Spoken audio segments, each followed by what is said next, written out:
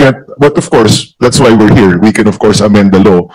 But would that be feasible? Kunyari, if I escalate at 5% increase, I'll ask Attorney Kim kasi she's shaking her head. Hindi ho yan sound na policy. Kunyari, I'm a taxpayer, in-audit ako ngayon, 10 million.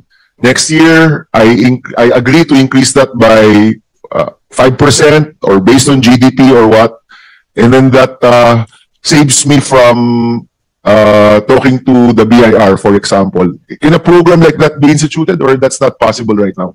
Mr. Chair, the tax rates are very specific in the law. For example, the corporate income tax rate is very specific.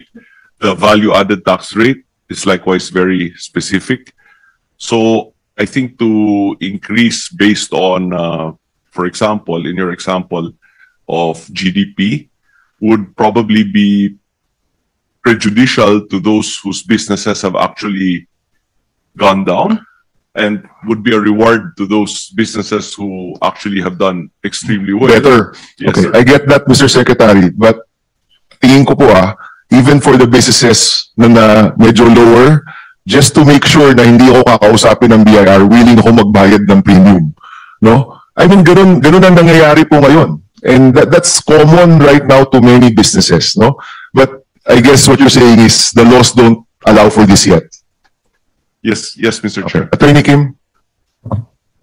Because your presumption is that he's paying the right tax in the first place. But unfortunately, I think 80% of businesses are not paying the right tax in the first place. That's why we need letter of authorities. Because although you're just collecting 3%, the letter of authority push people to comply. If you don't have the letter of authority, this compliance here will fall. Kasi nobody's afraid of being checked. I mean, the letter of authority in itself, whatever you collect from that, pushes compliance. So, yes, but it pushes compliance. It also can create systems of corruption. No, but the thing there, you should solve the problem. You do not create another problem to solve a problem. You should kick everyone to do their job properly. Okay, let me go back to my question earlier. Kasi po, sa palagay ko kung mailantad po natin yung mga nalowa at ma-analyze natin ng maayos, mas makikita talaga natin kung ano po yung ugat ng mga problemang lumalabas ngayon. Of course, the Secretary and the Commissioner are here, and it seems that you're quite serious about addressing this issue.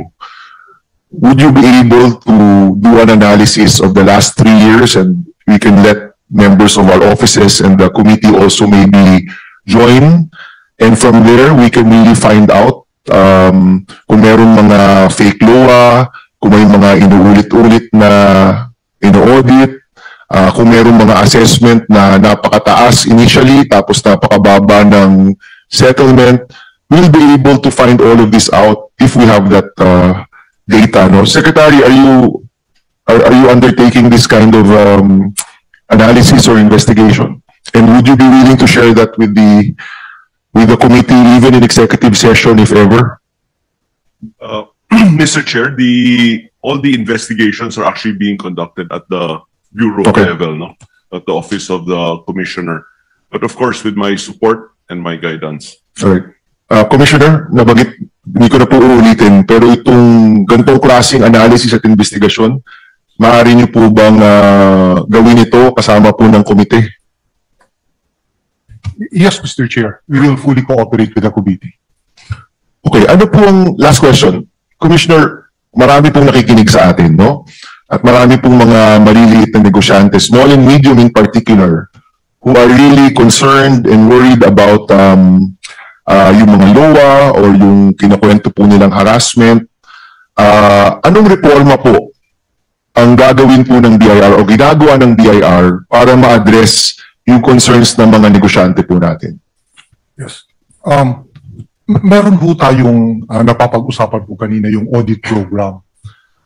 Meron naman po tayong existing audit program. In fact, napakarami na po nating issuances. No? More prominent of which is yung RMO 6-2 2023. Meron ho kasi tayong dalawang klase ng audit, yung mandatory audit and yung priority audit.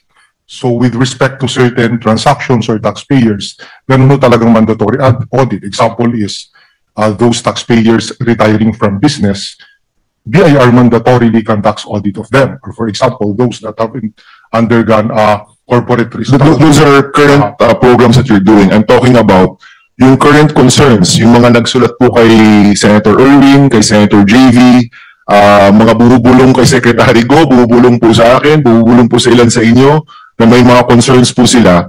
Ang pakiramdam po kasi nila, wala silang matakbuhan. No? Wala silang matakbuhan.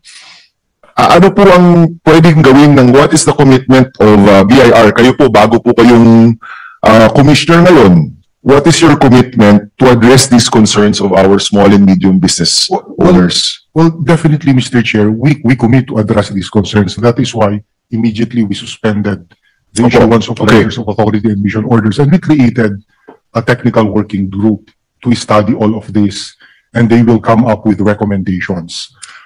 Nabanggit ko po yung audit program kasi right now ho kasi meron naman talagang risk-based parameters for issuance of letters of authority. Hindi naman po randomly na nagkakanto. We're talking prospectively kasi. I'm talking retroactively. No? Yung mga current na may concerns po. One ho, Mr. Chair, is meron ho kasi tayo ng IRIS audit module. Ang problema nga lang ho, hindi pa siya fully operational. Ang idea niya is supposedly, it is the system that will determine the taxpayer that will be audited based on the existing tax information that are already contained in the system. Meron na po tayo na. Ang problema lang ho, hindi po siya fully operational. So that is one reform ho. Make sure that this will be fully operational so that mami-minimize ho natin ang discretion sa pag-determine ng taxpayer that will be subjected to audit. And I'm commending you for that. But that's moving forward. Ang tanong ko po, yung mga current na nagka-problema o may current na problema. For example, tatawagin ho natin yung mga chambers of commerce dito po in the next hearing. Maghaharap-harap po tayo, di ba? Can they share their stories directly with you and expect action?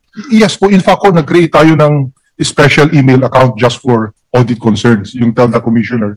And then, sabi nyo nga po, daan-daan na po yung nakuha nyo. Binabasa po natin yon at kino-consider po natin. Marami po mga suggestions doon. Ang dilemma ko lang ho kasi is, nagsusumbong sila pero ayaw nilang, they want to keep their identity. Siyempre, takot po sila, natatakot po sila. So, baka pag-initan, sa totoo lang. Yeah. Diba? Tama po yun. At yun po ang balakid sa amin sa pag-conduct ng investigation against this erring personnel. Kasi kung i-forward ko po ito for the conduct of a formal investigation. No, and to be fair to the examiners, you should also investigate what the information that they give you, di ba? Na totoo talaga. Pero yung point ko lang po is, nakikinig po ang taong bayan ngayon. Meron silang naging bad experience. And ano nga, on the record, sinabi naman natin, marami talagang gusto magsumbong.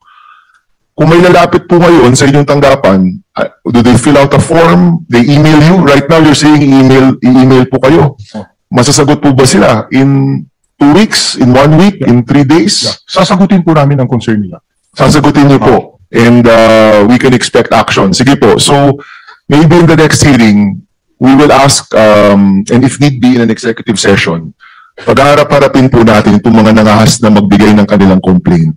And babantayan po natin na meron talagang action po dito. Kasi, masabi po natin, 62,000 lang yan. That's still 62,000 Filipinos who are business owners, who are doing their best for their families, who are trying to provide employment, who are supporting the national economy as well. At mahalaga po na pakiramdam nila, ang mga ahensya ng gobyerno, nasa panig nila. Diba?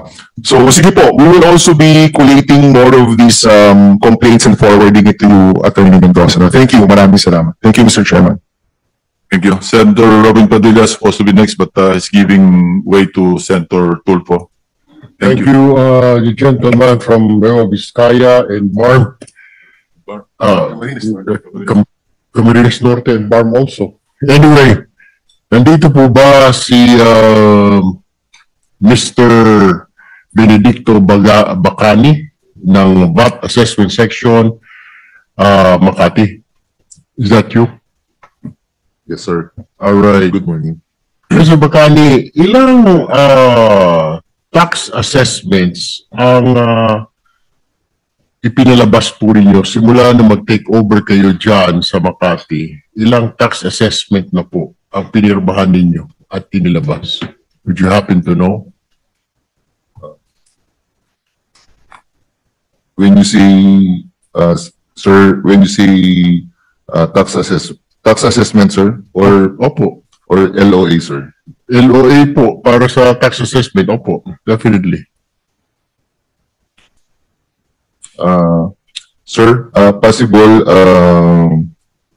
hindi accurate yung numbers na may bibigay ko because yung nag-monitor kasi sir nung LOA namin is nakalib siya ngayon. No, Pipirma, di ba? no sir. Hindi ka po ipirma. No sir. Ano lang? I'm the head of VAT, sir. The revenue officer and the group supervisor discusses their findings or assessment with me. I recommend. So you're in charge doon sa assessment ng VAT, tama? Yes, sir. Okay. My next question is, yung pinapadala nyo na VAT assessment, hindi po ba bloated? Sobrang laki po. Hindi po nagtutugma. At pinipilit ho ninyo na kayo yung tama, yung nagbayad ng VAT na negosyante, pinapakita niya ang dokumento niya, so sinasabi ninyo, hindi, malaki yung deficiency mo.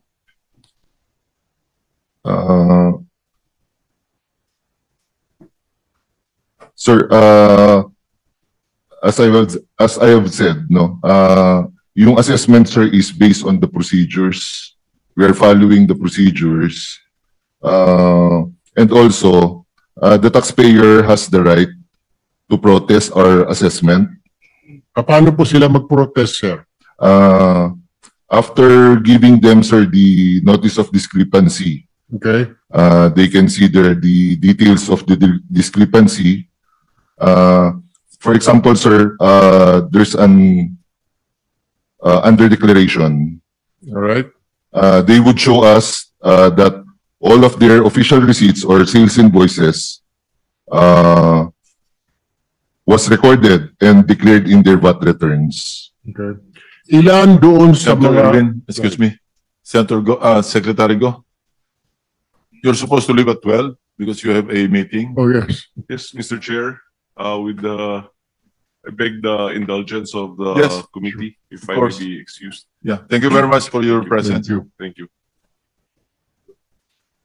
Ilan po doon sa mga nag-submit sa inyo ng mga papel and explanation ang hindi po ninyo tinanggap at tinanggihan ninyo intentionally? Ilan po ang hindi ninyo tinanggap? Pag-submit po nila ng documents nila, syempre sabi po ninyo, pwede po sila mag-reklamo, di po ba? Pwede sila mag-sabi na hindi, mali po kayo. So magsasubmit po sila ng dokumento. Ilan sa mga negosyante o businesses ang hindi po ninyo tinanggap ang kanilang paliwanag, ang kanilang mga dokumento? Ilan po? Sige po. Sir, again, for notice of discrepancy, for NOD, sir, the examiner and the group supervisor receives the protest. For PAN and FLD, sir, it is... So hindi po nakakarating sa inyo po yung mga papel po, dokumento nung in-audit na pinadalan letter of authority. Hindi kayo binibigyan ng kopya. Meron din. wala, sir. Hindi kayo binibigyan ng kopya. Only the...